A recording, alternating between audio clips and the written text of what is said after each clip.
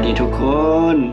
สบายดีFCสบายดีไอ้อุ่นสวัสดีแม่บ้านตอนนี้ก็แม่นตอนมื้อนี้วันหยังฮะมื้อนี้วันศุกร์โอ้วันศุกร์กลางคืนเนาะพี่น้องเนาะแม่บ้านก็หากันเลิกการหาก็กินข้าวแลงแล้ว11 โมง11 โมงแล้วมื้ออื่นก็ไปการแต่เช้าหักแต่ว่าแม่บ้านก็มีความฮีบฮ้อนใจเนาะอยากมาแชร์ให้หลายๆคนได้รับรู้เนาะเพราะว่ามื้อนี้หลังจากแม่บ้านกลับบ้านมาฮอดเฮือนเนาะไอ้อุ่นมาแจ้งข่าวว่ามีคนลาว2คนถูกเนรเทศครับมาตื่มอีก2คนเนาะพี่น้องจื้อได้บ่เนาะเคสของสาวมาย่างเนาะเป็นกรณีที่1แม่บ้านว่าถ้ามีคนหนึ่งแล้วอาจจะมี2 3นำมาแม่นแท้ๆเนาะมันสิมี4มี5ต่อไปอาจจะมีได้พี่น้องโอ้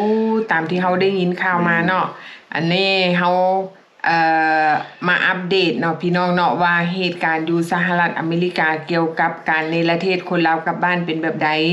แล้วมื้อนี้เฮาก็มาได้ยินข่าวตื่มว่ามีคนลาวอีก2คนเนาะถูกส่งกลับบ้านแล้วคนลาวอีก2คนนั้นอยู่รัฐใดอุ่นผู้นึงมีเราอยู่มินนิโซตาโอ้และอีกผู้นึงมาจากเฟรสโนโอ้ผู้นึงอยู่เฟรสโนแคลิฟอร์เนียโอ้เนาะ2คนนั้นเนาะเพิ่นได้ถูกส่งกลับบ้านระหว่าง3มื้อหลังบ่แม่นละตอนเฮาเบิ่งข่าวเขาเจ้าไปสัมภาษณ์เนาะหาก็ฮอด3มื้อหลัง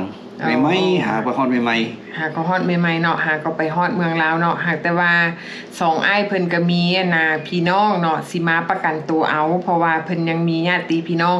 อันนี้เป็นคนลาวเฮาเองเนาะคือสาวแม่ย่างหั่นเป็นคนเผ่ามงเนาะอันนี้ก็เป็นคนลาวลุ่มเฮาเองเนาะถูกส่งกลับบ้านแล้วก็ตามการมีคนไปสัมภาษณ์เพิ่นเนาะเอาจังซี่ซะเอาทุกคนไปเบิ่งเฮามีวิดีโอมาฝากเนาะไปเบิ่งวิดีโอก่อนเนาะพี่น้องเนาะวันนั้นเฮาสิมาโซเลกันโอเคไปเบิ่งวิดีโอกันเลยสานี่ขออนุญาตเด้อขออัดวิดีโอให้พี่ให้น้องเราอยู่เฟสโนหมู่ครูเนาะมาแต่เฟสโนไว้เว้าเลยมาทีนี้กับมาฮอดเมืองลาวแน่นอนจักมื้อล่ะจะมาฮอดจักมื้อล่ะ3 มื้อแล้วกินข้าวนอนดีบ่เป็นจังไดบอลอยู่เป็นจังไดสบายสักโฮเทลอ้าวบ่แม่นมันบ่ได้คือคุกติโอ้ยกันปานฟ้ากับดินอันนี้ค่อยแชร์วิดีโอเจ้าได้บ่อนุญาตได้ขออนุญาตได้บ่ได้ได้เด้เฮาแชร์ได้บ่ยังไงคนอยู่เมืองลาวเบิ่งหั่นนะเนาะคันว่าไม่ใช่คนไม่กล้าเบิ่งเนาะแชร์ได้เนาะขออนุญาตเลยเด้อโอเคยินดีต้อนรับเพื่อนก็อยากให้มุมผู้ได้เห็นนะเอาดิไปตัวเสียหายแสนมาถึงประเทศลาวก็ปลอดภัยจะส่งมาอยู่พี่เลยอยู่ดีกินดีเองคิดถึงมุสลิมที่ว่านักห่วงแล้วก็คิดทอดหาเพราะว่าเดี๋ยวนี้มีแต่มาถ่าเบิ่งว่าที่ออกหนังสือเนาะมีแต่แบบมา intake process ว่าเขาต้องได้ถามว่ามีพี่มีน้องบ่จังซี่นะเนาะบ่ intake นี่คันว่ามีพี่น้องแล้วพี่น้องก็สามารถแลนวิ่งเต้นเอาเข้าสมโนหรือว่าเอาออกจากนี้ได้แต่ว่ามันก็สิประมาณติดหน้าจังหู้เนาะเพราะว่าเพิ่นขาก็เริ่มเฮ็ดนี่เนาะว่าทุกคนมีแต่ว่าค่อยๆถ่าเอาเนาะอ้ายเนาะวดเอาก็บ่มีหยังเพิ่นกันย่างไปนี่ไปหันได้เบิดเป็นแบบโรงเรียนทหารเก่าเด้อบ่แม่นในคุกเด้แม่นบ่แม่นสะดวกสบายอาหารการกินก็เป็นต้อนรับโดยเหมือนกับแบบกินแบบธรรมชาติบ้านเขาเลยนะก็ธรรมดาเนาะเจ้าก็อยู่ใกล้ๆเนาะอยู่ท่านหลวงเนาะเจ้าเนาะมีพี่น้องป้องปลายแห้งสบายไปอีกเรื่องอีกผู้บ่มีก็บ่ยังการช่วยเหลือก็ยากหน่อยนึงแต่ว่าทีมงานข่อยช่วยเหลือได้อยู่ทีมงานข่อยต้องเป็นห่วงอย่างถ้าว่าพวกใหญ่ตกตื่นมาเช้มาแล้วก็ต้องตกตื่นอย่างยินดีต้อนรับแล้วคำสู่ลาวเรียนกันโอเคขอวิดีโอข่อยขออนุญาตว่าสิส่งรูปเจ้านี่ไปให้หมู่อยู่อเมริกาเขาเจ้าพัวพันให้ว่ามีไผสิช่วยเหลือเจ้าได้บ่ผู้ใดอยู่ใกล้มินนิโซตาเด้ออันนี้ขออนุญาตเด้อสิส่งรูปเจ้าไปให้เพิ่นเด้อโอเคเอาขอบใจโอเคอนุญาตบ่ได้แต่ว่าผู้ค้าก็มีแล้วแต่ยังบ่ติดต่อเขาบ่ได้โอเคก็มีแต่ว่าบอกว่าก็มีเบิ่งว่าติดต่อเขาได้แล้วมีเบอร์เขาจดมาส่งไม่ค่อยปานนั้นแล้วก็สิโทรให้ พี่น้องหลังจากเบิ่งวิดีโอแล้วเป็นแนวใดเนาะเพราะว่าตามที่สองอ้ายเพิ่นว่าทางเมืองลาวเฮาเนาะเจ้าหน้าที่ก็มีการต้อนรับเพิ่นเป็นอย่างดีโดยที่บ่ได้มีการแบบว่าใส่โทษแต่ว่าเพิ่นต้องได้ไปอยู่ศูนย์กักกันเนาะหรือว่าไปอยู่ค่ายทหารเนาะพี่น้องเนาะอยู่แถวพลต้องแต่ว่าเขาเจ้าก็ให้เป็นอิสระภาพเนาะอยากไปใส่มาใส่ก็ได้แล้วก็มีการเบิ่งแยงจากเจ้าหน้าที่เป็นอย่างดีแล้วเพิ่นว่าอีกอาทิตย์หนึ่งหรือ2อาทิตย์ก็จะมีญาติพี่น้องมาประกันตัวเอาแต่ตามที่แม่บ้านฮู้มาว่าเนาะเคยมีคนถูกส่งกลับเมืองลาวถ้าหากว่ามีพี่น้องคนใดมาประกันตัวเอาก็จะบ่ได้อยู่ที่ศูนย์กักกันเนาะพี่น้องก็มารับตัวเอาแต่ว่าหลังจากรับไปแล้วจะได้หนังเสียนหนังสือหรือว่าจะได้บัตรประจำตัวแบบใดนั่นอันนี้เขาก็ยังบ่สามารถรับรู้ได้เนาะก็จะเป็นขั้นตอนอีกต่อไปตามที่ระเบียบกฎหมายบ้านเมืองเพิ่นวางออกเนาะพี่น้องเนาะแล้วบัดนี้เขาก็จะมาอัปเดตเรื่องสาวนะมาย่างอัปเดตเรื่องมาย่างเนาะพี่น้องเนาะสาวมาย่างเขาก็ดีใจน้ำเพิ่นเนาะพี่น้องเนาะมาย่างก็ได้หมู่เพิ่มอีก2คนแล้วบ่เหงาแล้วเนาะมี2อ้ายไปอยู่นำย่างน้อยกะเราก็ได้มีคนที่เราสามารถระบายความรู้สึกก็สามารถผ่อนคลายความกังวลในภายในจิตใจของเราได้เนาะเพราะว่ามาย่างยังบ่มีผู้ใดมาติดต่อประกันตัวเราเทื่อเพราะว่าเนื่องจากว่าเราก็บ่มีพี่มีน้องหรืออาจจะมีแต่ว่ายังบ่สามารถที่แบบว่าไปค้นคั่วหรือว่าซอกหาหรือว่าไปติดต่อหาญาติพี่น้องมาเอาเนาะพี่น้องเนาะแต่ว่าเราก็ยังมีความโชคดีอยู่บ่ว่ามีคนลาวที่เคยถูกเนรเทศในปี2019เนาะเพิ่นบ่ขอเปิดเผยตัวตนเนาะเฮาก็ได้แต่ยินเสียงที่เพิ่นลงคลิปวิดีโอเนาะนั่นแหละลงคลิปวิดีโอแต่ว่าเพิ่นก็มีแต่เสียงซื่อๆแม่นเพิ่นบ่โซโตเพิ่นขอสงวนเพิ่นเองเนาะเพื่ออีกอย่างนึงก็เพื่อความปลอดภัยของเพิ่นแดเนาะเพิ่นก็บ่อยากเปิดเผยตัวตนเนาะแต่ว่าเพิ่นเล่าว่าเพิ่นเคยถูกเจ้าหน้าที่ทางสหรัฐเนรเทศกับเมืองลาวตั้งแต่ปี2019แล้วหลังจากนั้นเราก็เลยมีประสบการณ์ว่าทางเจ้าหน้าที่อยู่เมืองลาวปฏิบัติกับเพิ่นแนวใดเนาะแต่ว่าเราก็มีความโชคดีที่ว่าเราเป็นคนลาวแล้วเราก็มีพี่น้องยังมีญาติพี่น้องอยู่เมืองลาวมาประกันตัวเอาบัดนี้เราได้ยินข่าวว่าแม่นางมาย่างนี่เนาะถึกในประเทศเมืองลาวแล้วก็บ่มีพี่มีน้องแล้วก็บ่สามารถเว้าภาษาอังกฤษบ่แม่นบ่สามารถเว้าภาษาลาวได้เว้าได้แต่ภาษาอังกฤษแต่ว่าเราก็ได้ภาษาม่งเฮาก็บ่ฮู้ว่าภาษาม่งของเรานั่นเราสิได้ 100% บ่หรือสิเว้าแบบเคยวุ่นเนาะก็สิแบบว่าเว้าลาวได้อยู่แต่ก็บ่ได้จะแจ้งปานใดเนาะอาจจะเข้าใจมี FC คอมเมนต์มาว่าอ้าวเราไปเมืองลาวเราบ่ได้ภาษาลาวเราก็ได้ภาษาม่งพี่น้องภาษาม่งก็แม่นอยู่ว่าเราเป็นคนม่งเว้าภาษาม่งแต่ว่าคนอยู่เมืองลาวเนาะส่วนหลายเขาจะเว้าภาษาลาวเป็นภาษากลางถือว่าภาษาลาวนั่นเป็นภาษาหลักส่วนภาษาท้องถิ่นนั่นเป็นเขาเจ้าก็จะเว้านำคนในท้องถิ่นหรือว่าคนในชนเผ่าเด้อพี่น้องภาษาลาวเป็นภาษากลางเนาะอันนี้เฮาก็บอกให้ FC ได้ฮู้เนาะบางคนว่าโอ้ยเว้าภาษาลาวบ่ได้ก็ยังมีภาษาโม้งค่ะแต่ว่าภาษาโม้งก็แม่นเฮาบ่สามารถที่สิเอาไปดำเนินชีวิตประจำวันคือสมมุติว่ามาย่างเราอยากไปเฮ็ดเวียกเนาะไปติดต่อเรื่องว่าเฮ็ดเวียกกับคนที่แบบว่าอยู่ในเมืองซะเนาะหรือว่าไปเฮ็ดเวียกที่แบบว่าสร้างสมาอาชีพให้เราจำเป็นต้องได้เว้าภาษากลางก็คือภาษาลาวแม่นอันนี้มันย้อนหลังกับผู้ชายคนนี้ที่มาซอยสาวมาย่างซะโอ้คือมีอ้ายนึงเนาะเราได้ยินข่าวว่ามาย่างไปอยู่เมืองลาวแล้วบ่ได้เว้าภาษาบ่ได้เว้าภาษาลาวบ่ได้แล้วก็บ่มีพี่มีน้องเราก็เลยคิดอีโตนเนาะแล้วเราคิดอีโตนสงสารว่าเป็นคนแบบว่าหัวเดียวกระเทียมรีบเราก็เลยพยายามติดต่อหาเจ้าหน้าที่หลังจากนั้นติดต่อกับเจ้าหน้าที่ได้ก็เลยติดต่อหามาย่างแล้วเราก็ ได้อธิบายให้เจ้าหน้าที่ฟังว่ามาย่างมีโรคประจำตัวก็คือเรามีความดันแล้วก็เป็นเบาหวานเราก็เลยขอความช่วยเหลือจากเจ้าหน้าที่พามาย่างไปหาหมอการที่ละพามาย่างไปหาหมอนั่นเขาเจ้าหน้าที่พาเราไปหาหมออยู่ห้องหมอทหารห้องหมอทหารอยู่ห้องหมอลาวถือว่าเป็นห้องหมอที่ดีเลยพี่น้องเพิ่นก็ปิ่นปัวดีเนาะคือแพทย์หมอเพิ่นยาก็ดีเนาะหมอก็เก่งถือว่ามาย่างนี่โชคดีเนาะมีคนซอยแล้วก็ได้ไปห้องหมอดีแม่นและอีกอย่างนึงผู้ชายคนนี้ก็พยายามติดต่อหาเราตลอดแต่ละมื้อเราก็โทรไปหาไปเช็คอัพเราว่าต้องการยังบ่ต้องการยังเพิ่มบ่แบบว่าอย่างน้อยเนาะก็มีความเป็นห่วงเป็นใยมาย่างเนาะคิดว่าครอบครัวเราอยู่ทางสหรัฐฮู้ยินข่าวนี่ครอบครัวคือสิดีใจแบบมีผู้คล้ายกังวลแม่นล่ะมีผู้ซอยเราเนาะแม่นอย่างน้อยก็ยังว่ามีแบบว่าคนลาวเฮาบ่แรงน้ำใจเนาะคำว่ามนุษยธรรมมันก็ยังมีให้แก่กันเนาะพี่น้องเนาะอย่างน้อยเราก็ได้รับความเมตตาเนาะจากคนที่เคยอยู่สหรัฐอเมริกาเนาะแล้วกลับเมื่ออยู่เมืองลาวเข้าใจว่าการอยู่เมืองลาวแบบโดดเดี่ยวโดยที่แบบว่าบ่มีญาติพี่น้องมันเป็นแนวใดค่ะแต่ว่าเราก็มาย่างก็มีความโชคดีค่ะแต่ว่าเราก็ต้องได้พยายามปรับตัวเองเนาะให้เข้ากับสภาพแวดล้อมแต่ว่าก็ยังดีเนาะเพราะว่าเรายังมีคนโทรหาเราเนาะมื้อนึง 2-3 เทื่อโทรติดตามว่าโอ้เจ้าต้องการสิ่งของจำเป็นหยังบ่สุขภาพเจ้าเป็นแนวใดเจ้าต้องการหยังละให้บอกเพราะว่าคน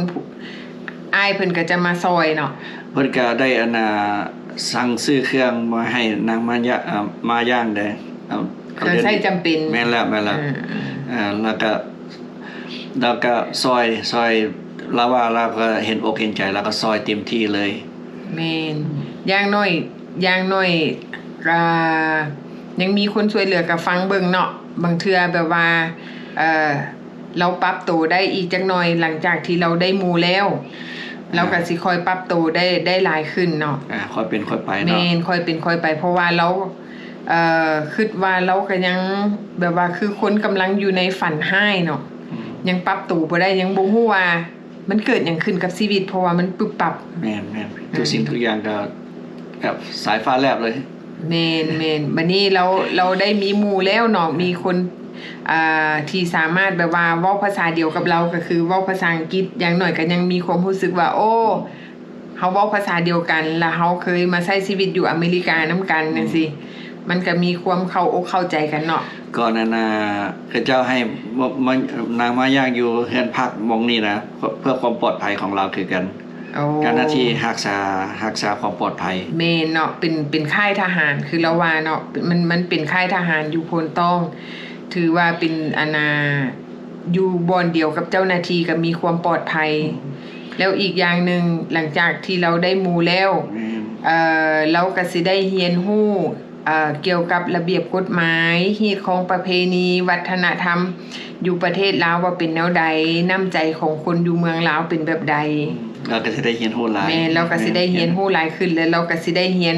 ภาษาลาวเพิ่มเติมสิเก่งเลยภาษาลาวบัดนี้เราสิได้ทั้งภาษาลาวภาษามงภาษาอังกฤษอย่างน้อยอนาคตข้างหน้าเราก็สิได้มีหมู่หลังจากเรามีหมู่แล้วเราก็สิคอยปรับตัวได้ดีขึ้นถ้าหากว่าเราปรับตัวได้แล้วคิดว่าญาติพี่น้องเราอยู่ทางอเมริกาเนาะถ้าหากว่าสภาพเงินไขครอบครัวเขาเจ้าเนาะพอมีทุนฮ้อนเขาเจ้าก็คือสิได้ไปยามกันแม่นเขาเจ้าก็ว่าถ้าให้เราตั้งตัวได้เราบัดนั้นเราสิอัปเดตคิดว่าเราอัปเดตกับ family เราอยู่ละครอบครัวเราอยู่ละเพราะว่าเรามีโทรศัพท์อยู่เพราะว่าเจ้าหน้าที่อนุญาตสามารถให้ใช้โทรศัพท์ได้เราก็สามารถติดต่อหาคนในครอบครัวได้คือเจ้าก็แบบว่าtreat เฮาแบบคนธรรมดาได้พี่น้องเฮาบ่เป็นคนโทษเนาะบ่เป็นคนแม่นเพราะว่าตามที่2อ้ายเพิ่นเล่าให้ฟังเนาะว่าหลังจากที่ได้ไปอยู่ครับได้กลับไปอยู่เมืองลาวแล้วได้ไปอยู่ศูนย์กักกันอยู่บ่อนอยู่ค่ายทหารเนาะเจ้าหน้าที่ก็ เบิ่งแยงเป็นอย่างดี โดยที่แบบว่าบ่ได้กลับแบบนักโทษ แม่น ถือว่ากลับแบบพลเมืองลาวที่ถูกส่งกลับเนาะมันต่างจากที่แบบว่าส่งผู้ร้ายข้ามแดนเพราะว่าการที่เขาถูกส่งกลับบ่ได้ส่งในนามนักโทษ แต่ว่าส่งในนามแบบว่าพลเมืองลาวที่อยู่อเมริกาแบบผิดกฎหมาย เขาก็คิดว่าโชคดีได้หาได้กลับประเทศลาวของเขา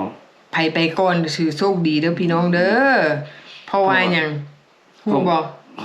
เพราะว่าหยัง เพราะว่าเนาะส่งอยู่นี่เมื่อลาวเพราะว่าระเบียบกฎหมายมันยังบ่ได้มีการเปลี่ยนแปลงหลาย เพราะว่าเจ้าหน้าที่ก็ให้การต้อนรับเป็นอย่างดี แม่น โดยที่แบบว่า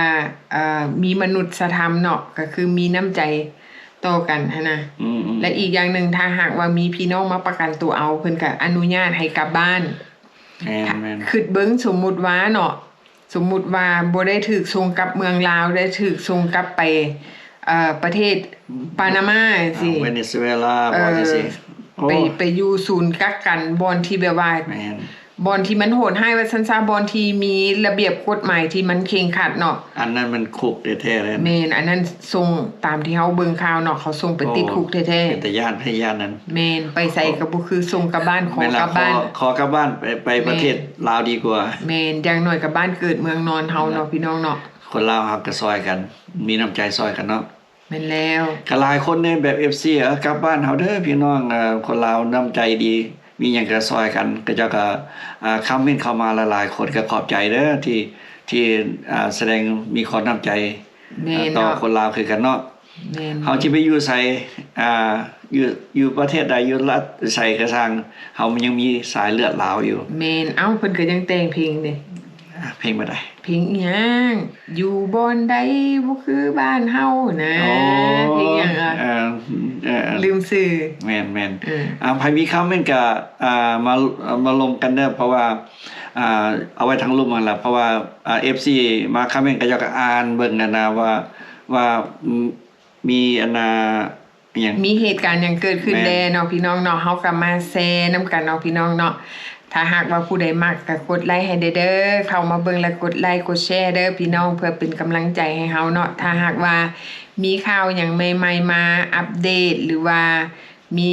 การเปลี่ยนแปลงอย่างอยู่ที่สหรัฐเหตุการณ์บ้านเมืองเนาะเฮาก็จะมาอัปเดตให้หลายๆคนได้ฮู้เนาะข่าวสดข่าวใหม่แล้วใหม่ไปกว่านั้นได้ยินข่าวว่าเขาเจ้าสิส่งกลับเมืองลาวอีก5คน แม่นเฮารอ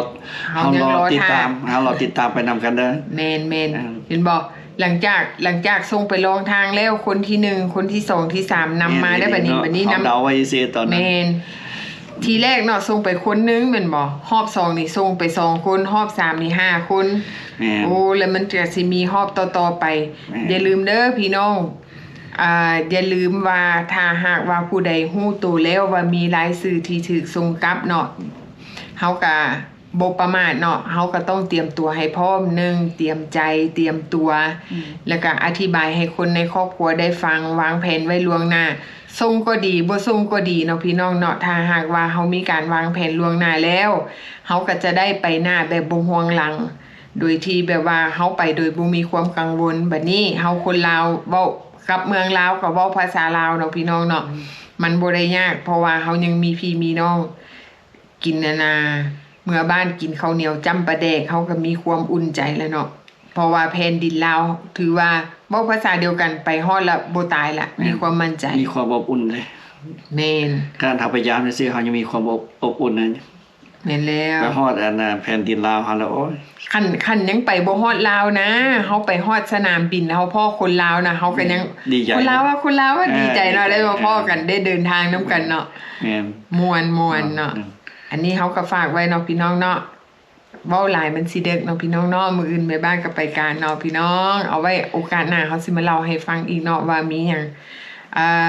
คลิปหน้าเฮาสิมาเว้าเรื่องเกี่ยวกับอันน่ะ ทุกทางแบนไว้ พอตูทรัมป์เนาะเราสั่งระงับการออกวีซ่าให้ประชาชนลาวเนาะว่าเป็นแนวใดเนาะพี่น้องเนาะแม่บ้านก็มีสิ่งดีๆมาฝากเนาะมีแนวมาเตือนสติให้พี่น้อง